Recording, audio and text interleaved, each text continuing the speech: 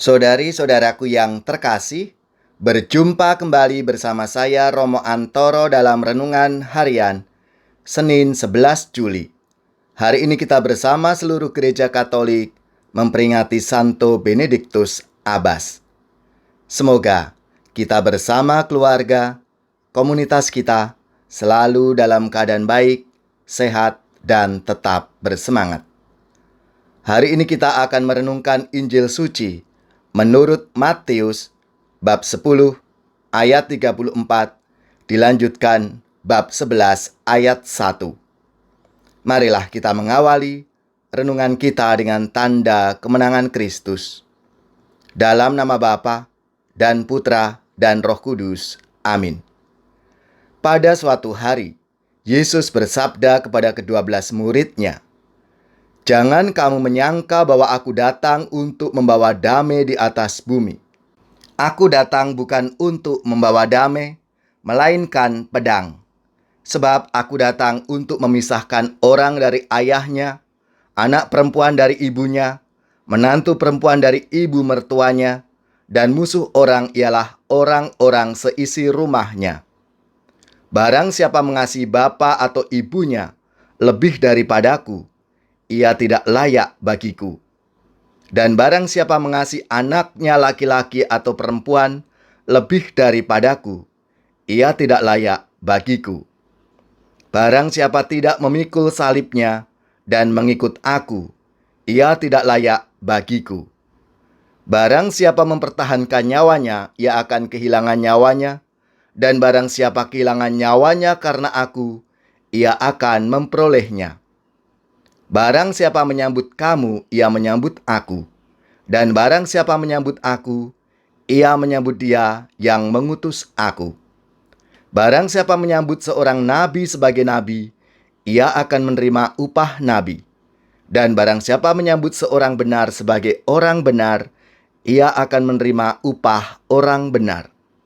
Dan barang siapa memberi air sejuk secangkir saja pun kepada salah seorang yang kecil ini, karena ia muridku, aku berkata kepadamu, sesungguhnya ia tidak akan kehilangan upahnya daripadanya."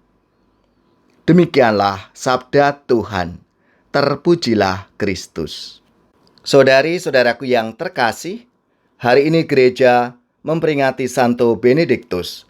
Selamat dan profisiat untuk gereja, paroki, lembaga-lembaga, dan saudara-saudara yang pesta nama Santo Benediktus. Semoga semangatnya memberi inspirasi dalam hidup dan karya pelayanan kita. Santo Benediktus, pendiri Ordo Benediktin, memilih hidup bertapa di Gunung Subiaco dibandingkan kekayaan dan ketenaran sebagai orator di Roma. Ia menulis anggaran dasar yang masih dipakai banyak ordo atau kongregasi sampai saat ini. Ia hidup kudus dan tegas pada hal-hal hakiki. Membuat pilihan memang menuntut ketegasan pikiran dan kejernihan hati nurani. Yesus menuntut para murid-Nya menempatkan pilihan mereka pada dirinya di atas segala-galanya, termasuk di atas ikatan keluarga terdekat sekalipun. Tuhan memang tidak bisa dibandingkan dengan manusia, tapi tidak boleh dipertentangkan. Itulah makna dalam dari kata hiperbola, pertentangan dalam sabda Tuhan hari ini. Sabda Tuhan hari ini hendak menegaskan bahwa mengikuti Yesus itu adalah pilihan radikal, dalam arti menuntut totalitas dan tidak bisa setengah-setengah. Jalan mengikuti Yesus itu adalah jalan salib. Ia hanya bisa dijalani bila orang telah memilih dan memeluk Yesus sebagai nilai tertinggi dalam hidupnya, sehingga hal-hal lain sifatnya sekunder saja. Jika demikian, maka seorang pengikut Kristus bahkan tidak takut kehilangan nyawanya karena aku, sebab ia telah memperolehnya. Ia sanggup menanggung segala risiko dari pilihannya mengikuti Kristus. Hal ini tak mungkin dilakukan oleh orang yang imannya masih setengah-setengah. Saudari-saudaraku yang terkasih, kita diingatkan oleh salah satu pesan Yesus. Barang siapa tidak memikul salibnya dan mengikut aku, ia tidak layak bagiku. Setiap dari pengikut Yesus selalu akan mengalami kesulitan, tantangan, penganiayaan, ditolak, menerima tugas perutusan dan pewartaan. Mari kita menjadi murid-murid Yesus yang setia, tangguh, dan sabar menghadapi salib yang sedang kita pikul, supaya kita layak menjadi murid-murid Yesus. Ya Tuhan, berilah kami semangat agar kami semakin mengimani Yesus dan total mengikutinya.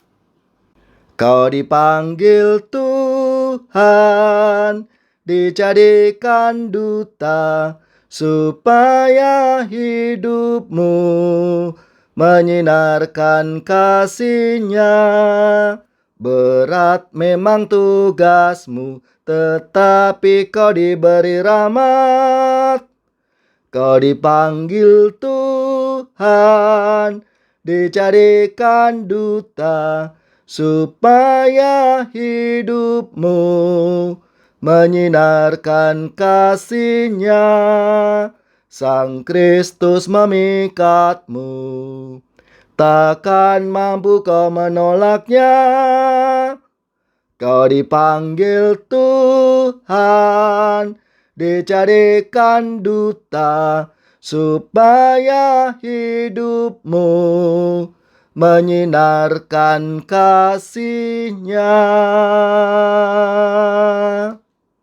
Semoga saudara-saudari sekalian, keluarga-keluarga komunitas kita, orang-orang yang kita doakan, mereka yang sakit, yang menderita, seluruh tugas, belajar, pekerjaan, usaha serta karya pelayanan kita dibimbing, dilindungi dan diberkati oleh Allah yang Maha Kuasa, Bapa dan Putra dan Roh Kudus. Amin.